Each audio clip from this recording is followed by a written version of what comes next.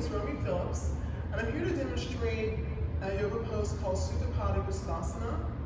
And I'll just make a little short sequence out of the pose, so we'll be able to practice this about a few minutes. And this pose is very good for helping to alleviate lower back pain or prepare your back for yoga class so that you minimize the risk of pain in the class. I also find it's a great sequence to add in at the end of my class, so that we're neutralizing the spine. Let's say we've done a lot of back bends in our class, but it might just make you feel more comfortable for your Shavasana. So the first thing we're going to do, I just want you to make sure you have some props nearby.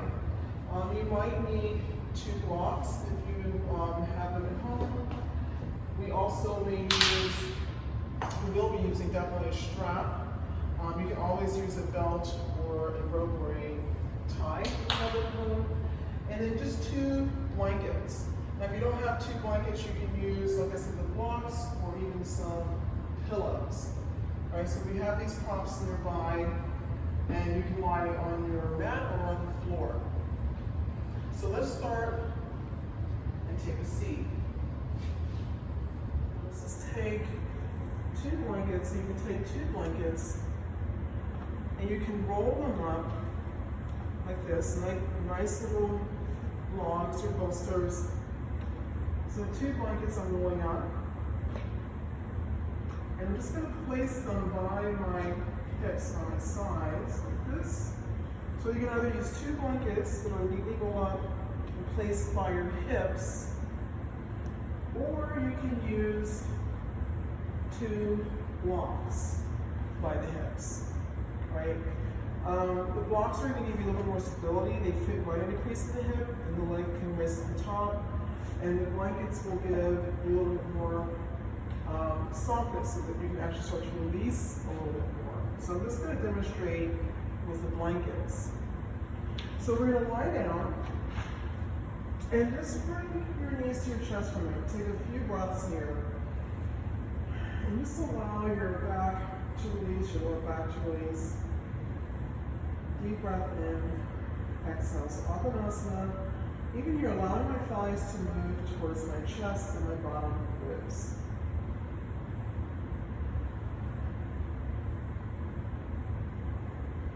Now place your feet on the floor. And then get your strap.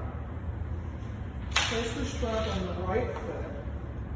And then reach your heel up towards the ceiling. Now, everyone's different here. You may feel tight in your hamstrings and need to bend the knee a little bit, or straighten the leg and lower the leg.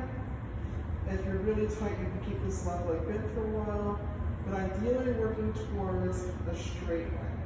Okay, so this is Supta Padanguthasana 1, right, the first stage. Keep pressing to the ball of your foot.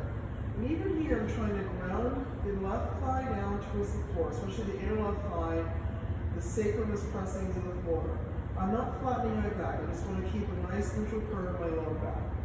And then just stay here breathing, feeling that you're opening up from the hamstring, the calf, up through your heel, pressing through the ball of your foot. Breathe into your chest. So place both hands in the strap in the right hand. For Supta Padangushasana 2, we're going to be moving the leg over and letting the hip rest on the blanket. So put the blanket at the crease of your hip. Make sure it touches your body. On my inhalation, the leg is up. Exhale, coming to the side. Inhale, come back up. Exhale, over. Inhale, come back up. And exhale, over and rest your leg on the blanket. So this blanket just keeps my pelvis balanced and helps me to create a nice sense of evenness through the entire body. So for a little additional stability, you can place your left hand on top of the left thigh and just feel as if you're pressing down with the left heel on the side of your hip and your left shoulder. Stay here and breathe. Keep working the external rotation in the right thigh, so the inner right thigh rolls towards the outer right thigh. Feel like you're lengthening from the inner thigh to the inner knee and inner ankle. Inhale, come back up, and let's do Supta Padangushasana 3. So I put both hands in the strap in the left hand, and then slowly twisting over to the left. Notice how I'm not twisting completely. I'm only twisting enough to feel where I'm isolating the outer right thigh and hip and releasing tightness there. And if you want, you can look toward your right shoulder and stay here and breathe. And then come back to center and release. And just notice the difference between the right leg and the left leg. Let's bend the right leg. Place the strap on the left leg. Reach up to the ball of your foot and you spread your toes. And once again, you decide if the leg is bent or straight or even lower, right? And then if you're feeling opened up in the hamstrings and generally, I want you to press the right heel into the floor. The inner right thigh presses down. Both ends of the strap in the left hand.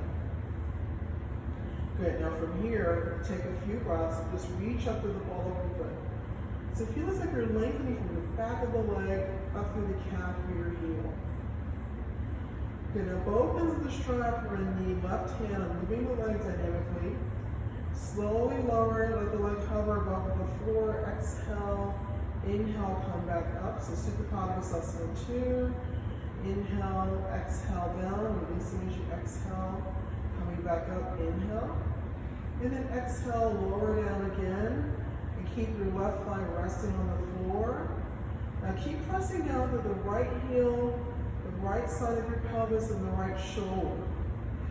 Turn from the inner left thigh to the inner outer left thigh. And so just keep pushing through the ball of your foot. Stay here and breathe. Okay, now coming back up, inhale. Place both ends of the strap in the right hand and just go slightly diagonal. So I feel a little bit of a stretch in my outer hip. And I just stay here and hold. This is Supta Padangushasana 3.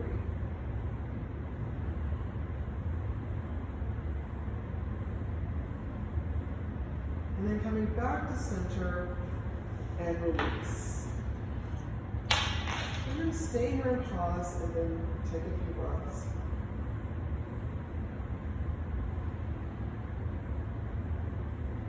Just notice the difference between the legs, each leg. Feel longer.